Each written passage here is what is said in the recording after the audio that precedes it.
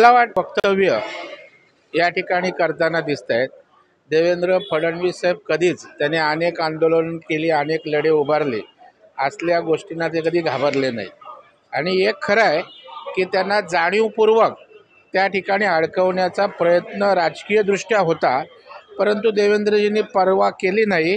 त्यांना विरोधी पक्ष नेते असताना सुद्धा पुरून त्या ठिकाणी उरले।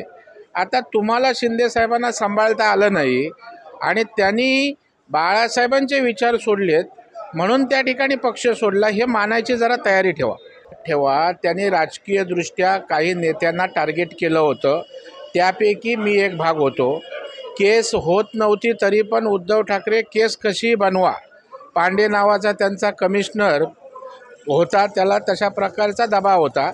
परंतु आता माझ्याकडे ते आहे, पूर्णपणे निघले, आपलं क्लीन चिट दिल्याचं पत्रही मी आपल्याला या ठिकाणी देतो आणि आपण तेही त्या ठिकाणी जर चालवलं तर तुम्हाला या ठिकाणी लक्षात येईल।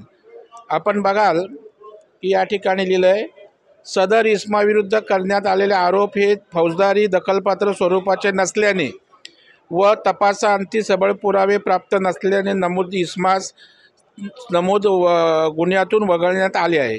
हे घ्या तुम्ही, आलं का लक्षात? हे तुम्ही घ्या सगळं।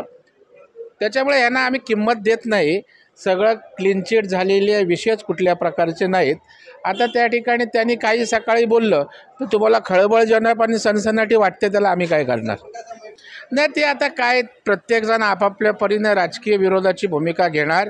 मोदी साहेब काय आहेत देशवासियांना माहीत आहे आणि ते निवडणुकीत दिसून येईल।